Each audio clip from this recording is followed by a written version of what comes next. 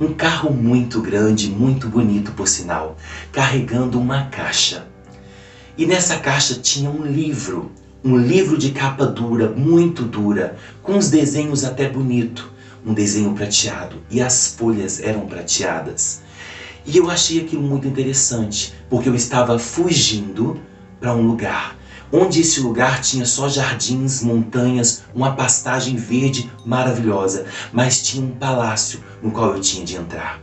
E na porta desse palácio tinha outras pessoas me esperando, todas elas muito bem vestidas, todas elas do lado de automóveis me aguardando. Neste sonho eu podia me ver com essa caixa nas mãos, e essas pessoas me aguardando.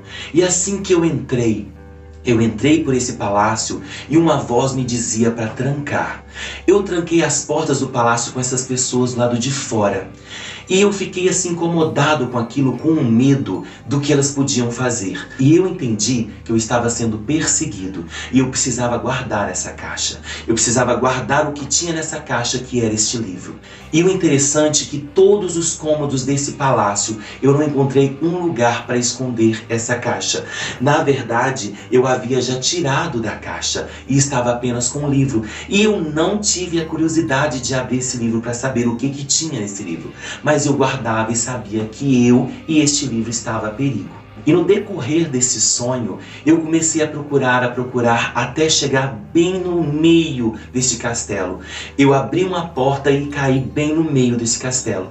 E no meio desse castelo me levava para um lugar que tinha uma cachoeira que corria dentro deste castelo. E no meio dessa cachoeira, eu passei por um caminho onde tinha um buraco em uma parede, onde era para eu colocar este livro. E com muito medo, eu coloquei este livro lá. Fiquei com muito medo, irmãos, de cair da onde eu estava. E o interessante é que essas páginas não molhavam. À medida que eu enfiava esse livro para dentro dessa parede, não molhava essas páginas. E eu fiquei assim olhando, e agora? O que eu faço? Irmãos, aconteceu algo extraordinário.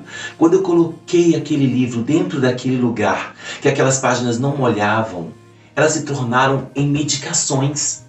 Eu achei aquilo... Eu fiquei olhando, eram medicações. Muitas e muitas medicações, vitaminas. Eu não entendia o que era aquilo. Só que, na medida que eu estava pegando aquelas medicações, eu comecei a tomar. Eu comecei a tomar as medicações. Fui tomando as medicações uma por uma. Depois de tomar essa medicação, acordei de um outro sonho.